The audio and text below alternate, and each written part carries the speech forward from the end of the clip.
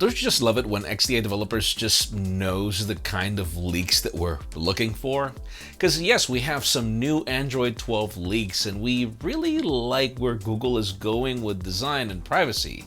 Some new leaks give us more information on what we should expect for Samsung's next foldables, and it looks like Apple is really pushing AR devices as they're already looking for some manufacturers. I'm Jaime Rivera, and isn't it sad that, we are here covering leaks of Android 12 at a time when Android 10 is barely being installed on most devices.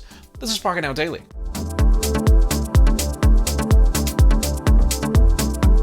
As per usual, the official news today begin with deals, and yeah, those Samsung Valentine's Day deals are still here. Let's start it off with the Samsung Galaxy S21, which is still available for just $99 if you get an unlocked device, and you obviously have a device for trade-in, and you also get $50 in instant credit for accessories. The S21 Plus is available for as low as $199 with an extra $75 in credit, and the S21 Ultra is $399 with $100 in instant credit. And by the way, don't forget that Subcase is still our favorite choice for device protection. Use promo code 10POCKETNOW on Amazon to get 10% off the award-winning Newbie Pro, or use promo code POCKETNOW15 on Subcase.com for a 15% discount as well. Now moving on to Amazon, the latest iMac is currently $140 off, leaving the 512GB of storage model for $1859. Amazon also has a few good bundles like the Galaxy Note 20 option, which comes along with a Watch Active 2 for $1018, saving you $251 in all color variants. Finally, the Amazon Echo Show 8 is now $50 off, leaving it for $80 shipped. We have more deals on Razer gaming peripherals, other Macs, and more. And guys, that Galaxy S21 and S21 Ultra giveaway with Subcase ends tomorrow at midnight. So make sure you follow the first link in the description and enter promo code POCKETNOWGalaxy. That'll enhance your chances to win. Let's move on to Qualcomm, as the company has just announced their new Snapdragon X65 5G modem, which brings some crazy promises.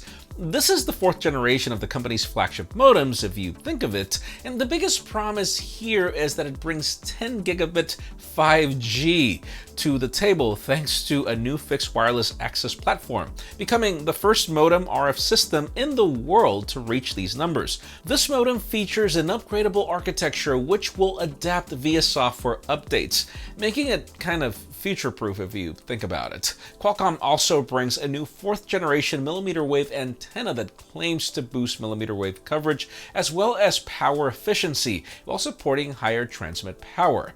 It also relies on an AI antenna tuning technology to improve cellular performance and efficiency, letting you achieve faster speeds with better battery life according to them. And guys, there's actually a ton of more technical details and a full article on PocketNow.com. I won't bore you with the specifics, but yeah, it all sounds pretty amazing.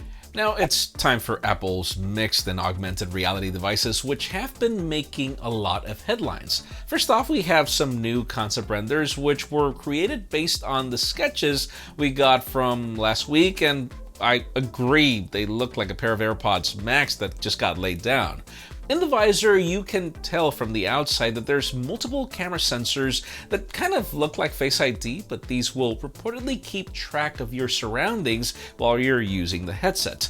From the inside, you can see the two displays which will reportedly be the 8K panels, as well as a cushion and the slot for your nose. And I agree, all seriously look like if it came from Ready Player One. But now, speaking of those 8K displays on the inside, we have a new report from Nikkei Asia that claims that Apple has tasked TSMC with developing a micro OLED display that will be used in augmented reality devices. These displays won't be built into glass like what we get on smartphones. Apparently, they'll be built directly into wafers. And I also thought about cookies at first, but this will allow for the display to be far thinner, smaller, and more power efficient. Apparently, the production of these displays is currently in trial phase, and mass production will actually, take a few years to begin. We'll see what we get and how much exactly is a few years, sadly. Now, moving the spotlight onto foldables, let's talk Samsung, which should have a pretty busy year.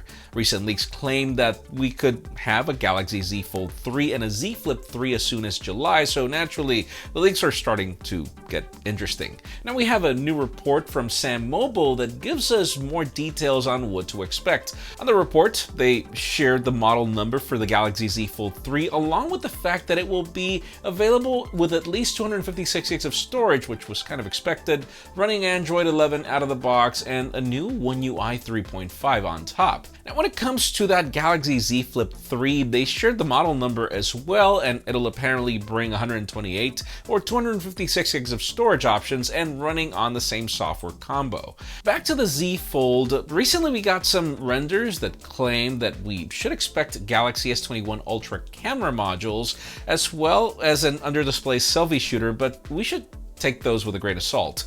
What we are expecting is slightly smaller displays in order to fit the S Pen inside the chassis. And as for the Z Flip 3, we are expecting it to bring 120 Hz, finally, in addition to slimmer bezels, and a design that resembles what we get with the S21 models. Sadly, we don't have more information on the Z Flip or the rumored Z Flip Lite, but that should get more intense soon.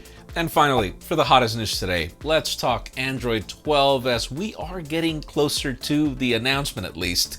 A couple of recent reports claim that Google wants to take a play out of Apple's privacy playbook, and well, we have some kind of confirmation now. We have some new screenshots of Android 12 recovered by XDA that show a few familiar changes if you're rocking iOS 14.